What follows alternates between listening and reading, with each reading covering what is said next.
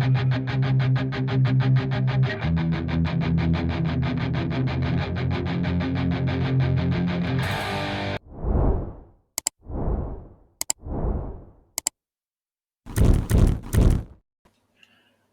and welcome back to the second David67 Celtic news video of the day.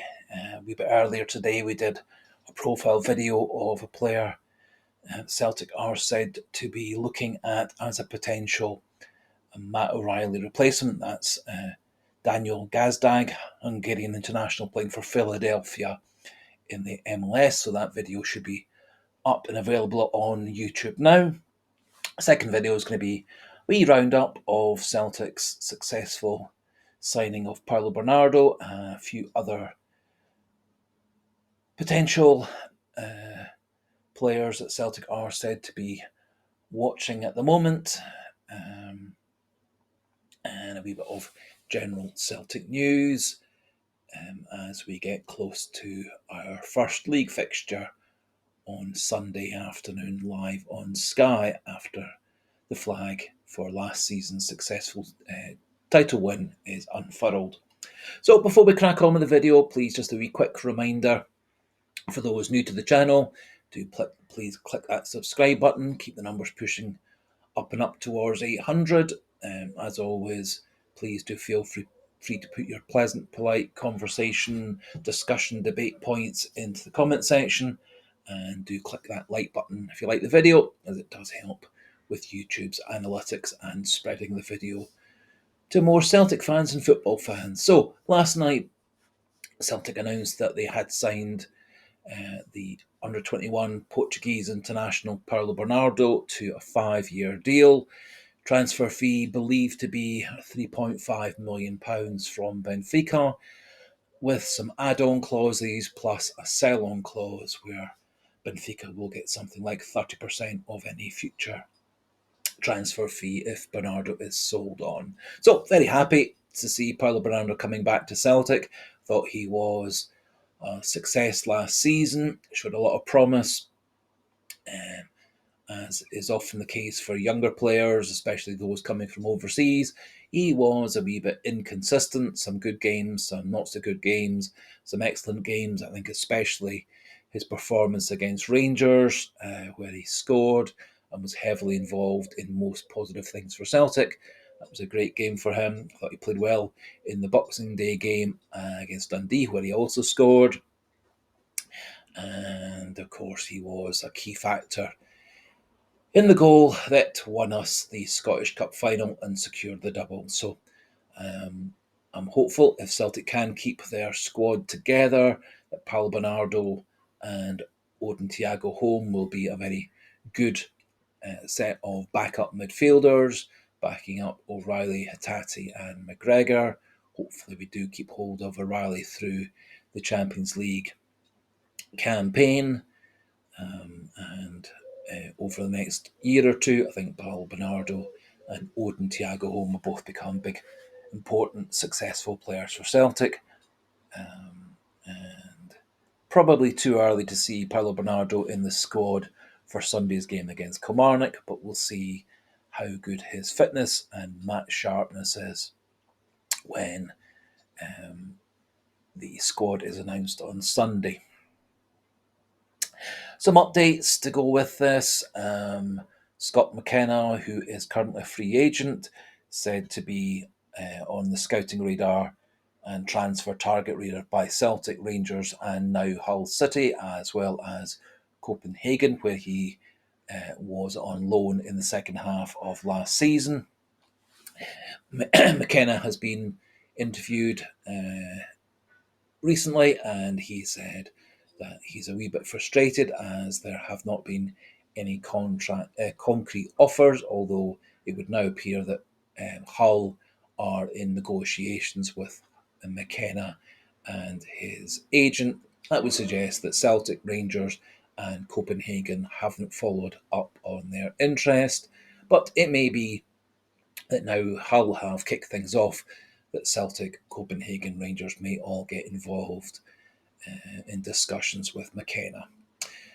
Talking of potential new centre-backs at Celtic, Dara O'Shea, the Burnley and Ireland centre back, said to be very keen to join Celtic. Also, Brendan Rodgers very keen to sign him.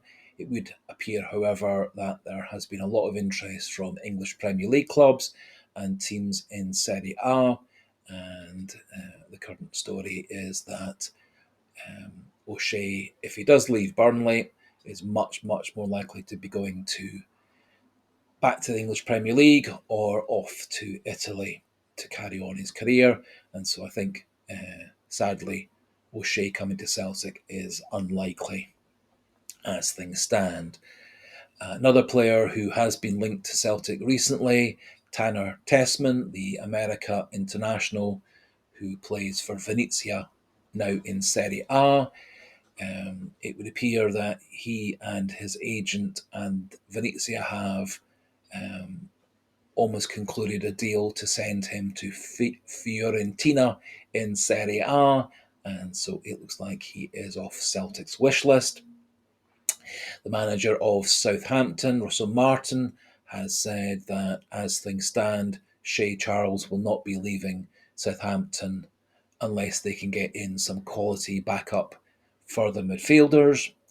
There was a thought that Celtic may be using Matt O'Reilly and Shea Charles as part exchange, along with a large transfer fee from Southampton. But Celtic have been quite categoric that the plan with Shea Charles would be a loan deal with a clause to buy him at the end of the season. However, it would appear that if we are going to sign Shea Charles, it's going to be over the next few weeks once Southampton get some transfer business done. And Celtic's search for a new left back carries on. It would appear that Celtic are now looking to negotiate with Liverpool a deal to bring Owen Beck, the Welsh international, who had a very successful loan season with Dundee last year. Celtic did try to bring Beck to Celtic for the second half of the 23-24 season, but Jurgen Klopp blocked this, then played him as a brief substitute, which meant that he could only play for Dundee or Liverpool again in the 23-24 season, and so he went back to Dundee to complete the second half of the season. I think a lot of us were very enthusiastic about Owen Beck coming to Celtic. He shows a lot of good pace, good in defence, good number of inches taller than Taylor, better in the air, stronger tackler, and is quite a threat going down the left wing and crossing into the box and passing into the box. Wasn't quite so strong in the second half of the season for Dundee as he was in the first, but I think signing Owen Beck would be a very good move for Celtic. Liverpool are thought more keen to organise a straight transfer rather than a loan to buy scheme, and so we'll see over the next few weeks how that turns out.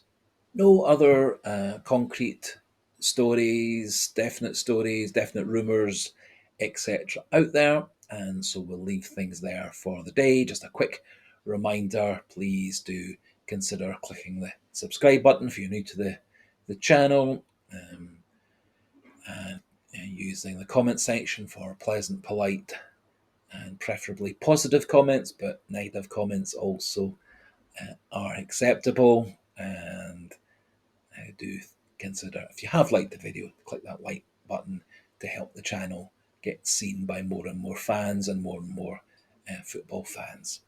And so for today, until tomorrow's pre-match Kilmarnock game preview, goodbye and hail, hail.